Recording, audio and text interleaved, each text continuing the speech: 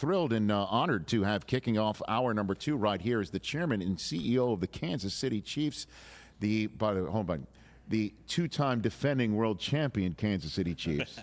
Clark Hunt is here on the program. Good to see you, sir. How are you? Great, thank you. So glad to be on with you today. And I made sure to properly term your team, the two-time defending world champion Kansas City Chiefs. Yeah, absolutely. Are you used to that yet? I'm getting used to it. Yeah, pretty cool. For sure, yeah. It's pretty cool. Absolutely. So you brought a gift, which I greatly appreciate. I'm holding it up right now for our Roku Sports Channel audience right here.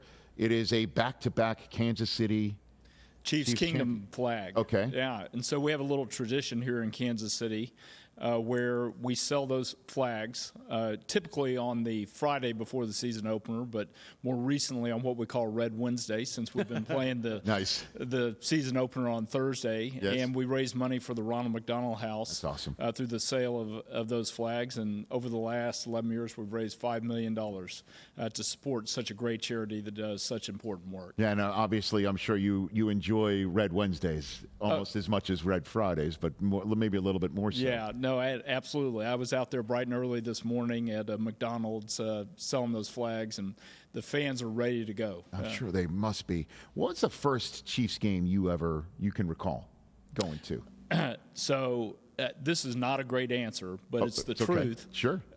It was the Christmas Day game, 1971 Chiefs-Dolphins playoff game. It was at the old Municipal Stadium, and I was about 6 or so at the time, and I remember falling asleep in the press box watching the game because that was the longest game in NFL history, right? Went double overtime, and when I woke up, the stadium was dead silent because we had just lost the game. And, that was sort of the end of that era of great Chiefs football.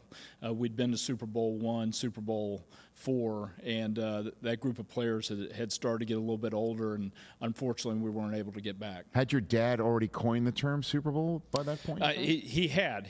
That was in 1966 when the AFL and the NFL were merging. Yeah. He was in a meeting with some of the owners, and they were talking about the last game. My dad said, the last game, the final game, the Super Bowl.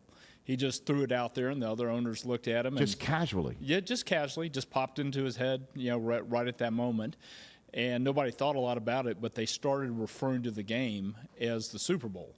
The only problem was the commissioner, Pete Rozelle, actively disliked the name. He thought it lacked sophistication.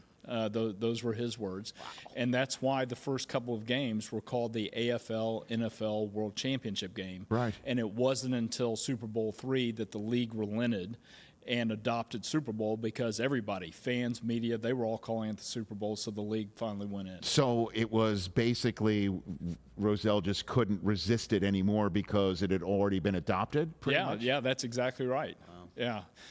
Amazing. When my dad was asked after the fact, how did you come up with that? Right. He said, well, I've always been a fan of college football, and I've been to tons of bowl games, particularly Cotton Bowl games. And my mother, Norma, had given me and my older siblings the new toy of the day for Christmas. Super Bowl? Super Bowl in 1965. And my older siblings were bouncing them all over the house. I was like 1 year old, so I was probably gumming mine. Yes. Right. But my dad, saw those balls bounce all over the house, and it just stuck in his head. Yeah, I remember having Super Balls, when I was a kid playing, and those things would just go down a drain or they'd just fly down the street. You could never really keep track of them. Yeah. So that maybe is what put that in the head of your dad, and it just came out like that. Yeah. I mean, what would you think of the Chiefs having a chance to be the first one to ever win 3 of them in a row? What do you think? Nobody would have enjoyed the last 5 years more than my dad. He loved Chiefs football. He loved our fan base. He loved being at GEHA Field at Arrowhead. Yeah. Those were all his favorite things, and he would have so enjoyed this run of success that we've had, and probably would just say, I can't believe it. It's absolutely amazing that the Chiefs have a chance for the three-peat. Yeah, every Chief fan that I know, Rob Riggle was sitting in that chair, and Eric Stonestreet's coming in hour 3, and obviously, their work is well known, but just any fan, the people who are the hardworking fans of this great heartland of our country, the diehards, the casuals, and who have just come into fray right now, can't believe what is happening around here. And I'm wondering, does that hit you? Are you just as gobsmacked as everybody else? I think so a little bit. When you go 50 years between Super Bowls, that gives you an appreciation for how hard it is to even get in the game, much less win 3 of them in 5 years.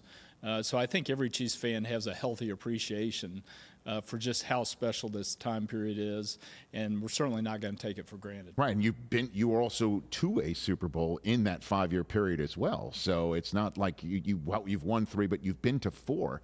And so I guess that leads to the next question. Clark Hunt here on the Rich Eisen Show. The first time you ever met Patrick Mahomes was when? I was at a Super Bowl in Houston. And this was the February before he came out in the draft that year. Was this the Patriots winning the Super Bowl in overtime? Yeah, I think so. I think it was that game. Okay. And I was at a party that his agent Lee Steinberg was throwing, and by some coincidence, I was paired up with Patrick at that to sit next to him at the event. I was receiving an award, and I think Lee had a little bit of something up his sleeve. He thought Kansas City might be a really good destination for Patrick, and wanted to make sure that we had a chance to meet. And enjoyed meeting him, not knowing that 3 months later he would become a Kansas City Chief. Were you even aware that he was on anybody's radar screen in your building by that point you had met? Yeah. Okay. I was aware that he was on the radar screen, but really the focus really turned to him as we continued to go through the draft process and build our board that year. It became clear that Patrick was our guy. Because I remember being on the draft set at NFL Network. It was in Philadelphia. The draft was in Philadelphia, and where obviously Andy Reid is well known. And when the Chiefs traded up, we all thought it was for Deshaun Watson. We all thought and then it was Mahomes.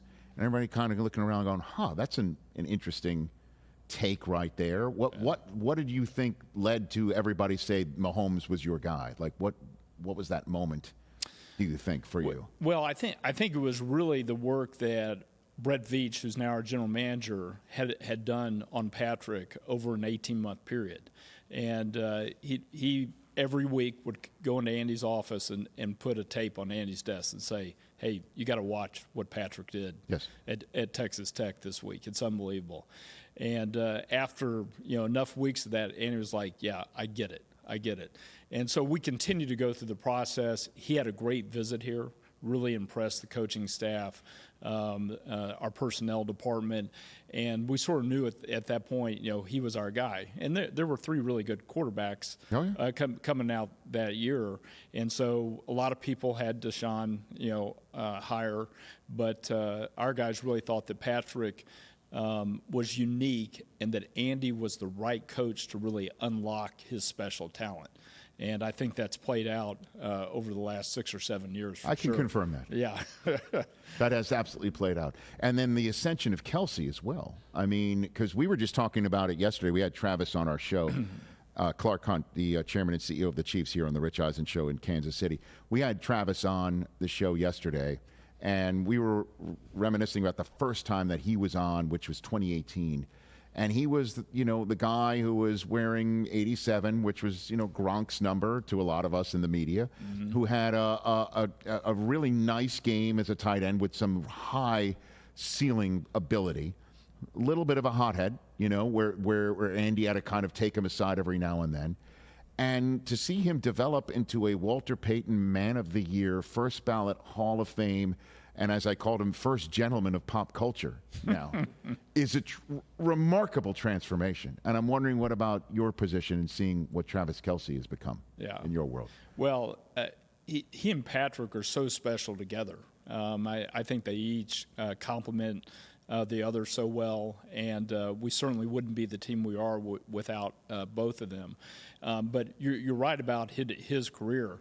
He came in and was apparent that he had a really special talent. Yes. And you've got to give Andy the credit for that. And Andy knew Travis because of his older brother, because he had him in Philadelphia, and he had met Travis, and he felt strongly that Travis had an opportunity to be a really special tight end, despite not playing the position, up until I believe his sophomore year in college. He'd come in as a quarterback, and you got to give Andy credit because Travis has been an unbelievable player, but also what a great leader, right? There's nobody in our building who works harder than Travis Kelce at age 34, and he still wants it as much as anybody on the team. And I think when you have a leader like that, paired with another great leader in Patrick, that really sets the tone for the locker room. How many in your family have asked you to ask him for Taylor Swift tickets? I do get a few of those requests. How do you handle that? How do you handle this? Well, the good news was that we had Taylor here at GAHA Field at Arrowhead. Yes, sir. Before they started dating. And yes, my family did make both shows. I was in attendance, and all I can say is what a performer. I mean, she's absolutely amazing. That first night, she went over 4 hours with 40 some odd songs. Never took a break. I mean, it was absolutely amazing. And little did we know at that point, that was in July, yes, that 2 months later that she and Travis would be dating. And so it's been absolutely incredible. So the good news is my family got to see her. Yes. But before the relationship took off. So you didn't really have to then say, hey, Travis, pull him aside and say, what do you got, or anything like that? No, I haven't had to do that, but I have gotten a few requests as she's been on her European tours, like, hey, why don't we fly to Paris or, to London so that we can see Taylor? I was like, well, you saw her in Kansas City. I mean, what could be better? What could be better? There you go. I like that. Are you aware that she's potentially drawing up plays right now?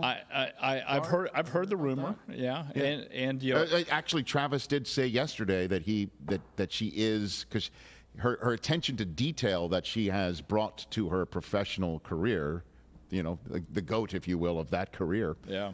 She is apparently bringing that attention to detail to make plays for 87, apparently, in your offense. So he said that. Yeah. Well, I'm not surprised. I mean, when you're as talented as she is, I wouldn't put anything past her. Yes. And the good news is Andy's very open-minded, right?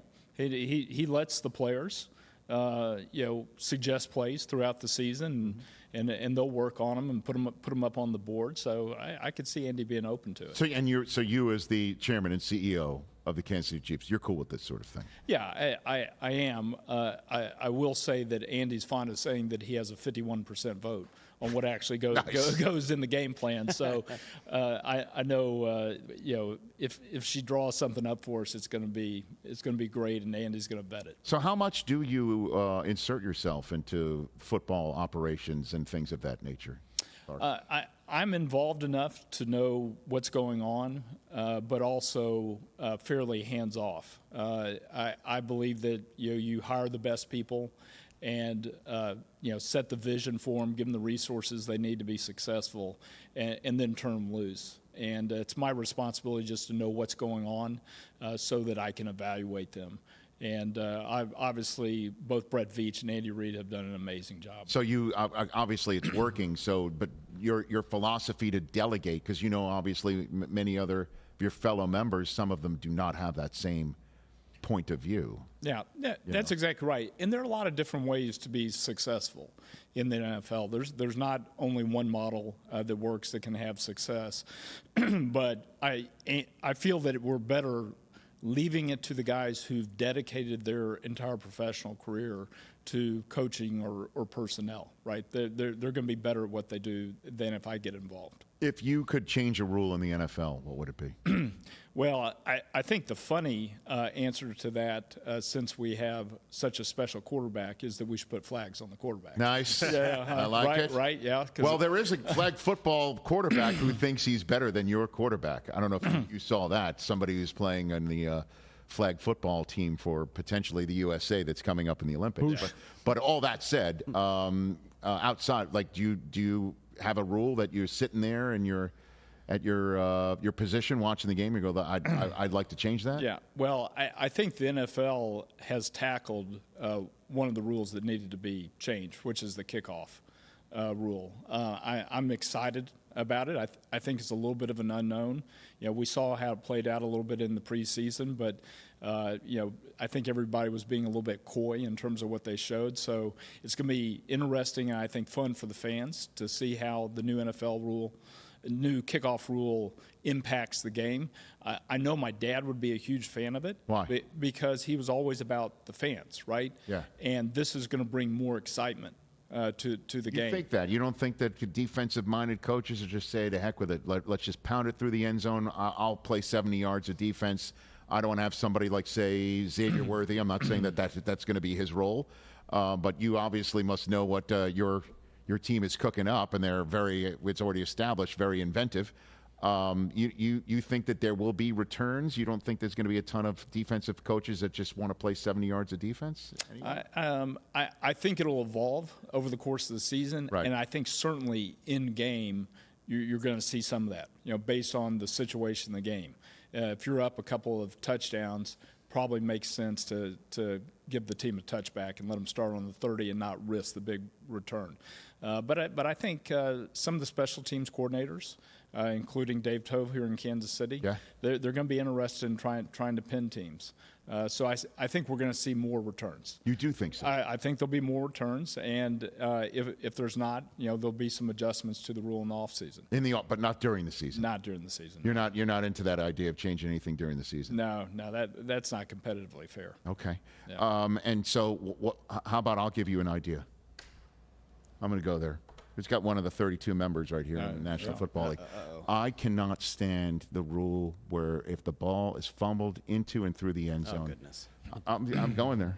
Excuse me. These guys have heard it. You've been taking this L for years. Yeah. Don't listen to them, Cliff. that the ball's fumbled into and through the end zone, that possession goes to the other team, that you lose possession. However, if the ball comes out and it goes out at the 1 inch line, you get to keep it. It just seems to me completely not equitable. And it happened against Kansas City against the Bills in the playoffs, if I'm not mistaken. Yeah, that's exactly so right. What do you think about changing that rule? I think it's something that should be evaluated, and it's been talked about. If you look at the way rules get changed in the NFL, there usually is a big play, right? Yes. Sometimes in a playoff game that really upsets a lot of fans, and that'll get the league to look at it. Well, the overtime game as well, Chiefs-Bills, a lot of Chiefs-Bills stuff has happened. That led to overtime rules being changed as well. Yeah, it's exactly. And right. A few years before that, we had the game with New England, also similar overtime. That's right. Situation. But again, it took several years, right? Why is that? I think it's because the league is very methodical in how it goes about things, and Roger does a great job of building consensus, right? And so studying something and talking about it across a few years usually can lead to change. If there's something out there that you feel particularly strident about, will you buttonhole fellow members, like take somebody aside and say, how about voting the way I want to vote? Like, do those things actually happen? Yeah, that does happen. There's conversations, before we're in the meeting and voting on things, right. Where owners will lobby others for their position, and certainly I've done that before as well. Okay, so what do you think of my idea? How about this, where the ball would be sort of like a reverse touchback, where if you lose the ball through the end zone, the ball goes to the 20-yard line and you try again. It's like and goal from there or something like that. Yeah, that's a good suggestion, and would still be a penalty, right? A pretty Correct. significant penalty. Right, it's significant. Yeah. But you don't lose possession, right? I mean, like just say Mahomes is driving down the field, the defense is on its heels. Yeah. Boom, Paul just pops loose, and instead of rolling out at the 1 inch line, it rolls 3 inches around the other side of the pylon. The defense is bailed out. It's an oblong ball. It takes weird bounces. Mr. Hunt, all due respect, got a great idea. Don't fumble. Yeah. Hold on to the football. Yeah. Don't stretch your arm out for the goal line. I think there should be a new rule for you not to listen to him. That's a new rule. But that's the pushback that's constantly being heard. I also want a seat on the competition committee as well. Yeah. I don't know if you can help me with that. Yeah. I'll send Roger a note. Yeah. He really does. That's something that he really the fans should be represented on the competition committee. Is what I'm saying. I can't disagree with that. Okay, there you go. I'll take that as a yes. What are you going to be thinking about kickoff Thursday night? I've been asking a bunch of the players this question. So it's kickoff. You're in your home stadium. You're seeing everything's that you're set up for another season. Everything is rolling here into 2024. What goes through your mind as you're sitting in your position for that game? Yeah, it's an interesting game because it's sort of the last moment that you celebrate what happened the year before. Yes. Yeah, we'll drop a new banner that adds Super Bowl 58 to it before the game. Fortunately, our players and coaches will be inside when that happens. When we get to the kickoff, I'm going to be thinking about the game and how important that game is and what a big game, right? Chiefs against the Ravens, rematch of the AFC championship game. Could have playoff implications way down the line. And I'm going to be hoping and praying that everybody's focused on the task at hand that night and not thinking about down the road. There are a lot of distractions that come with being back-to-back Super Bowl champions, a lot of discussion about going for the three-peat. Yes. And the key to being successful is putting that all out of our mind and thinking each week about the team we're playing and being our best that day. And if we're not our best, we're not going to beat the Ravens. Well, Travis did say that when he was on the show yesterday that he hasn't had a single conversation with a teammate about three-peat. Not one. That he said the same thing that you just said, which I think is something Andy Reid is absolutely going to execute that plan, right? But that said, this is Sports Talk Radio. Do you think 3 in a row for your franchise would allow you or anybody else to say this is the greatest dynasty in the history of the National Football League? I think that's a hard thing to say because across decades, I think it's hard to compare teams, right? Things have changed in the NFL. I think in some ways it's much harder to have a dynasty today because the rules are really geared towards making sure that there's change at the top. Certainly, the Patriots have had an amazing run, for most of the 2000s. And you can go back in time and look at the Steelers and the 49ers and the Cowboys and the Green Bay Packers. And I think, each of those organizations during a certain time period in the National Football League, were absolutely the best, and you could make an argument for them. So I don't think it's fair to compare across decades because the league changes so much. But you'd be the only one with 3 in a row in an era with the salary cap and free agency and things of that nature that others in the dynasty eras have not had, right? Yeah. I know you're not a chest thumping guy, but I mean it just seems like it would be a differentiator in that regard. Yeah. Well, certainly the opportunity we have is not lost on anybody in the organization. But I do think one of the keys is not talking about it too much. Okay, there it is. Thanks for the time, Clark Hunt. And I really appreciate you being here on our first day of our residency for kickoff week here in your town. And I appreciate the Chiefs Kingdom flag. We will bring it back to our studio, and we will display it. Fantastic. Thanks. Absolutely. Thank you very much. Great being on with you. I appreciate it. Thanks very much. And everybody, back off. He is not Taylor Swift ticket broker Clark Hunt. He is the chairman and CEO of the Kansas City Chiefs, two-time defending champion Kansas City Chiefs. Thanks for coming on here. Catch the Rich Eisen Show every single day on the Roku channel, 12 to 3 Eastern, for free.